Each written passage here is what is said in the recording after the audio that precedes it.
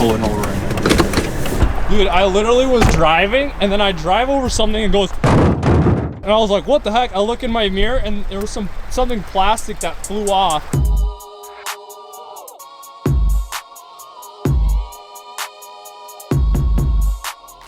All right, guys, the Rex is back from the frame shop, and wow, it is looking amazing. The guys at the frame shop did an incredible job.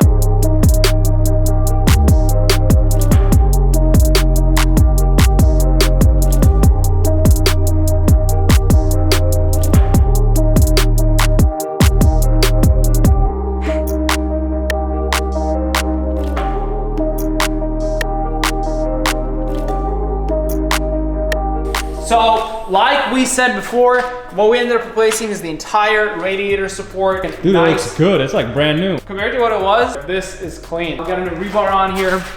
They actually ended up pulling out the frame and then cutting the frame rails here. You can take a look there. Right there, they cut it off completely and welded in. We bought a brand new frame rail from Subaru, OEM. Got it in there. It's actually cheaper because nobody sells it at the junkyard or anything. Basically everything minus some little like plastic pieces is OEM. Everything from the dealer. So that's why everything lined up the way that it should. When you're buying aftermarket parts, stuff just doesn't line up. So the next step, what we're gonna be doing now, we're gonna be scuffing it down and then spray painting it to make it look really, really nice. Yeah. Back to original. Let's get to it.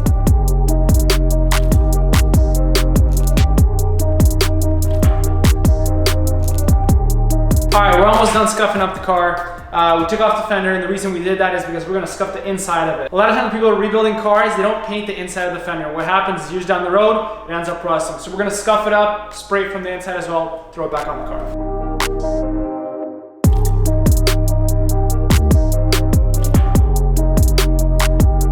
Moving on to painting, everything is scuffed up, everything is ready to go. Let's hop in and start painting. This spray paint, this is just the classic Color Max. I mean, nothing too crazy. It's a paint and primer together. It's gonna protect it from rust. We got it from O'Reilly. Let's do like a quick test spray. Well, let's go ahead and cover the and I'll cover some of these components up just so we're not might be a good spraying idea. over them, you know?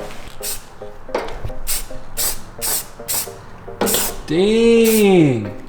That's almost like that's almost identical. Dude, what if we just spray the whole car?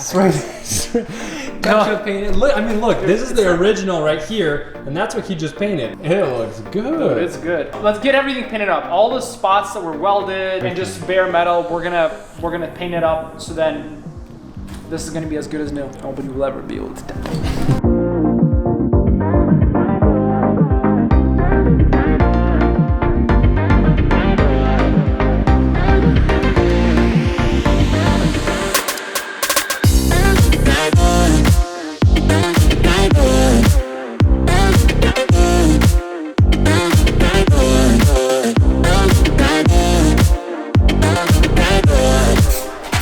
Alright, finishing up here. Some finishing touches and dude, it looks really good. this color like fits perfect with the car, which is like, I think it's luck. Essentially now we're all done. Getting all of like the smaller pieces painted. This is all the interiors.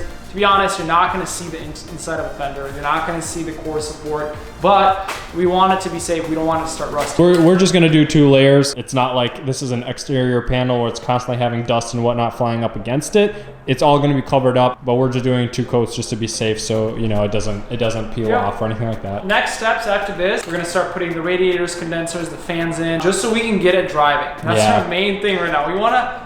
We started it up, right? But we want to get it driving because we want to drive this thing to the paint shop instead of towing it. So we're going to throw all that on there. We're going to throw the headlights on there. We're going to throw the bumpers on there. No grills, nothing, not all the details, not yet. I think the main thing right now is just getting it running because it does not sound healthy. It rough idles pretty badly. I think that's because of the radiator and condenser missing. Once we get those in there, it should be running more smoothly just so we can, you know, hear the turbo spool 100%. up and whatnot. When our frame guy was taking it apart, essentially he took all the harnesses off. So some of the harness pieces are busted up. So like, I can show you. So this entire harness kind of goes across the bottom. But for example, like these, I think these are light connectors. So these are the turn signals. This one's busted. The other one's busted as well. This is the headlights. That one's fine. But other than that, I mean, the wiring, the harness itself looks pretty good. Yeah. Not damaged. Dude, what's nice is like a lot of sportier cars will have insane wiring harnesses, and you're just gonna have a fun time trying to figure out what goes where, pulling up schematics and whatnot. Here, I mean, it's fairly simple. It's still a little bit of wiring, but it's nothing close to like a Porsche or really straight up, BMW M3. This is piece of cake. And I love Subis. I mean, they're easy to work with. And then at the bottom here, actually we have, I think it's the vacuum line. This vacuum line here is torn. I don't know if you can see that. You can press it back. There you go. Yeah. It's going to the turbo. So I think we're gonna have to fix that as well before. But I think what we'll do is we'll just cut it up here, and then just move it down and clamp it on. So we don't want to touch too much of the hoses and stuff. And then obviously this radiator hose is busted. So we're gonna get a new radiator hose. Our frame, I said another thing. You're gonna find this crazy. Usually these clips, these pigtails, get busted in accidents, and none of these pigtails are busted, which is awesome. I mean. That side, this side as well. Yeah. Some of them are a little bit like cracked and whatnot, which we'll probably either replace or fix. But for the most part, they're in great shape. Yeah. AC lines are in great shape. Dude, and remembering how badly this thing was smashed in, like its whole front end was both the frame rails took a 90-degree turn. Yes. Let's go ahead and start putting in the radiators, the fans, and then the rest of the car together. This is it. Used? Brand new. As we're building this radiator, we noted that it's a little bit different than all the other Subis that we've done, right? Like we've done a ton of Subis. Yeah. And the fans go on top of the radiator, which is normal, but the condenser doesn't clip onto the radiator. It has like its own spot in the core support, and it doesn't clip onto the radiator. It actually has its own bracket. So these mounts, they actually go straight into the core support. Yeah. They're little rubber pieces, and so this mounts directly to the core support, which is this is different than what. It's kind of weird because normally you'll have the fan will just go right on the back side of the radiator, like the radiator is standing like this. You have the fans in the back, and then the condenser sits in the front of it. But that's not how it is on this one. Yeah, it's basically the radiator with the fans as one assembly, and then the condenser is its own. These fans are actually off of a Subaru Forester, both the radiator and the condenser fan. Wait, so they're not from a WRX? They're not. Oh, what it is they're interchangeable. So just because the Subaru has a ton of lineups, these can fit on an Impreza, on a WRX, on a Forester, and an Outback. That makes sense. But they fit perfect. Right. They're OEM. All the clips and everything. Nothing is cracked. Everything is perfect. So we're gonna throw in some 10 millimeters in here, and then this can go right into the car. So I got the radiator and fans behind me right now. I already put in the condenser. The AC line that lines up to the condenser was a little mangled up, so I had to make it work. Let me show you how it fits in there. If you look at that mounting right there, there's another mounting right there. It goes into the actual core support, and then there's that silver AC line that I was talking about that lines up right up to that section right there. So basically this is gonna sit back like this. There is a screw that goes in right there that hooks up to the condenser. That'll sit perfectly like that. And then the mountings for the radiator are actually right down there. There's one, there's two. Radiator fit right in front of this.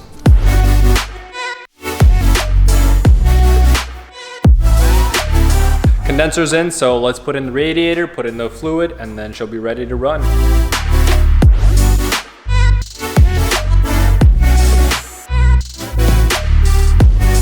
Radiators have two hoses that go in and out. There's one on the top and one at the bottom. This top one was completely ripped, so we're gonna just shove it in here. I know this hose is gonna be really hard to put on, so I'm gonna put a little bit of coolant on it beforehand to slip it over. And then there's these metal clips that go on top of it to keep it secure, so let's get this done.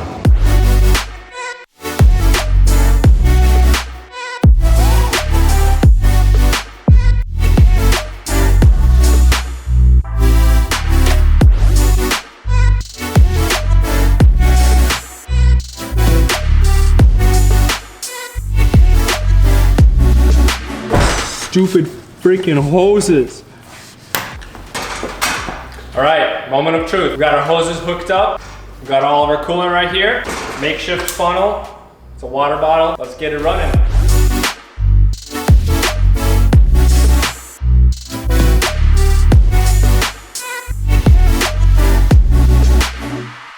That went great. Obviously a little bit of a mess to clean up there. Wasn't thinking straight, not holding the bottle, not holding the funnel. But you could hear the engine change as the coolant was going through. You could hear the pitch of the engine slowing down, not running at such high RPMs. So it sounds good and healthy now. Normally you'd have the overflow coolant reservoir on there. I didn't have it on here for now, but we'll put it on later. So yeah.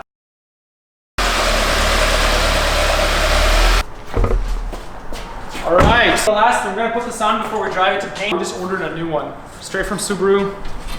I think this is called the front plate. Honestly, all it is basically it covers up the turbo. It goes right underneath like this. Yeah. We're gonna do that right away. We don't want to bust up the turbo. Exactly. And fix the turbo. But yeah, we're gonna drive it to paint right now. Get the hood, bumper, and fender painted. Yep. And then it'll just be easy assembly from there. Yep.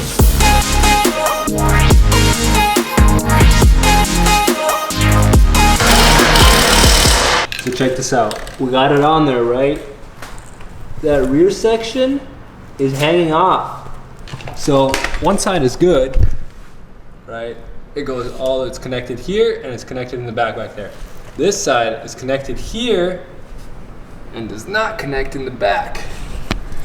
But the reason for that is because it looks like when the accident happened, it pushed one of the brackets in the back a little bit further than the one on this side. So this one stayed straight, this bracket stayed straight where it clips onto the back, but that bracket is bent. For right now, we're gonna leave it on like this. This is just enough to get it to the paint shop. We're gonna drive it over there. And then once we get it back, we'll throw in a new bracket and it'll basically align everything. It should be good to go. There's nothing to do with frame. It's just the one of the brackets is a little bit more bent than the other. Makes sense. But I think it's good to go. Let's go ahead and get it down and take it to the paint shop. Let's go. Right, there she is.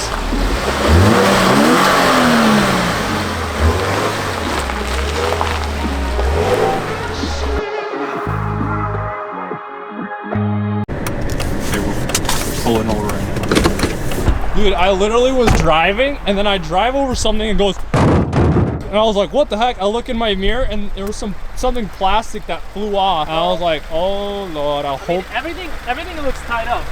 It doesn't look like anything is missing. Could be that there's just a plastic piece, but you honestly never know. I mean, the car looks good. I mean, we didn't leave anything off. Everything was good. So.